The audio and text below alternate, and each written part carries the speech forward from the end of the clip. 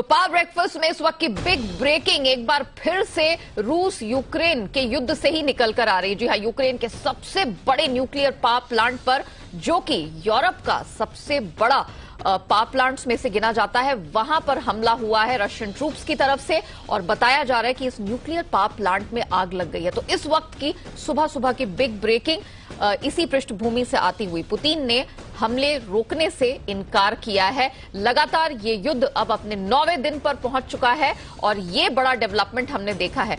अलग अलग cities Ukraine में हम देख रहे हैं रशिया के कब्जे में तो आ ही रहे हैं, लेकिन ये एक बड़ा डेवलपमेंट निकल कर आया कि यूरोप का जो सबसे बड़ा न्यूक्लियर पावर प्लांट है, जो कि यूक्रेन में स्थित है, वहां पर हमला हुआ है, आग लगी। और यही कारण है कि हमने देखा है कि ग्लोबल मार्केट से भी बिल्कुल आप कह सकते हैं कि भगदड़ वाले संकेत निकल के आ रहे हैं। एसजीएक्स निफ्टी 16,200 के नीचे फिसल गया है। 350 अंकों से ज्यादा की गिरावट यहां पर हमें देखने को मिली है।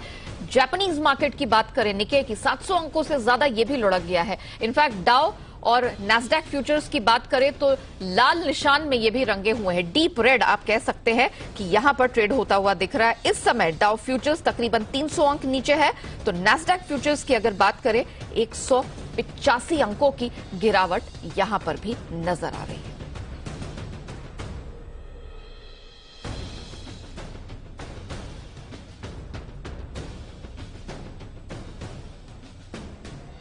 नमस्कार, आप देख रहे हैं पावर ब्रेकफास्ट। इस वक्त की बिग ब्रेकिंग के साथ हमने इस बुलेटिन की शुरुआत की है। रूस यूक्रेन मामले पर अपडेट और इसका बाजार पर क्या होगा असर, इस पर बात करने के लिए हमारे साथ जो विशेषज्ञ जुड़े हैं, मेरी टीम जुड़ी है, उनसे आपका परिचय करा दें। मेरे सहयोगी दीपांशु भंडारी हैं मेरे साथ, जी बिजनेस के मैनेजिंग एडिटर अनिल सिंघवी भी जुड़ चुके हैं, साथ ही market expert VK Sharma ji का भी साथ आज हमें मिलेगा। Deepanshu, good morning. सबसे पहले आपसे शुरुआत करेंगे। 9वां दिन है ये युद्ध का और अभी अभी हमने देखा बिग ब्रेकिंग यूक्रेन से निकल कर आ रही है। जरा बताइए और क्या डिटेल है आपके पास इस युद्ध को लेकर? एब्सोल्युटली। सो 2 दिनों से इस एरिया को, जिस शहर में है ये पावर प्लांट, एनहरहोडार करके शहर है, उसके पास ये पावर प्लांट है, 2 दिनों से रूस की आर्मी इसको घेर रही थी, इस पर एडवांस कर रही थी और अब इन्होंने यहां पर हमला कर दिया है। तो वहां से अगर आप सीसीटीवी विजुअल्स देखें, लाइव जो व्यूज वहां से आ रहे हैं, वो यही दिखा रही है कि पावर प्लांट पर इस समय गोलीबारी चल रही है। अब हम डराना नहीं चाहेंगे सारे व्यूअर्स को, क्योंकि न्यूक्लियर पावर प्लांट, जैसे आप बता रही थी, यूक्रेन का ही नहीं बल्कि यूरोप का सबसे बड़ा पावर प्लांट है, दुनिया का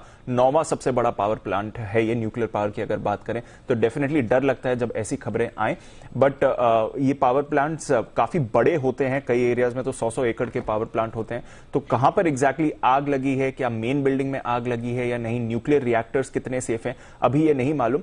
बट डर का माहौल इस पर डेफिनेटली आता है अगर आप न्यूक्लियर पावर प्लांट पर हमले की बात करें। हालांकि सभी पावर प्लांट्स में इन सब चीजों के लिए फेल सेफ्स होते हैं, तो आशा यही करते हैं कि एटलीस्ट जो न्यूक्लियर रिएक्टर्स हैं वो इस समय सेफ होंगे। बट खबरें कुछ ऐसे भी आ रही हैं कि जो मेन बिल्डिंग है उस पर ऑलरेडी रूसी सैनिकों ने हमला कर लिया है, जहां पर आग लगी है, फायर फाइटर्स को जाने नहीं दिया जा रहा है, उन पर भी गोलीबारी हो रही है। तो फिलहाल चिंता की बात जरूर है और ये एक विषय है। 25% यूक्रेन की इलेक्ट्रिसिटी सिर्फ इसी पावर प्लांट से आती है, तो वो आप समझ सकते हैं कि कितना इंपॉर्टेंट है और इसलिए रूस की सेना यहां पर हमला कर रही है, क्योंकि अगर इसको कैप्चर कर लिया तो इफेक्टिवली आप यूक्रेन की 25% इलेक्ट्रिसिटी को कट ऑफ कर सकते हैं। ईस्टर्न यूक्रेन में है, डॉनबास इलाके से ज्यादा दूर नहीं है, जहां पर ऑलरेडी रूस का काफी स्ट्रांग होल्ड बना हुआ है। तो देखना पड़ेगा ये सिचुएशन आगे कैसे डेवलप होती हुई दिखती है।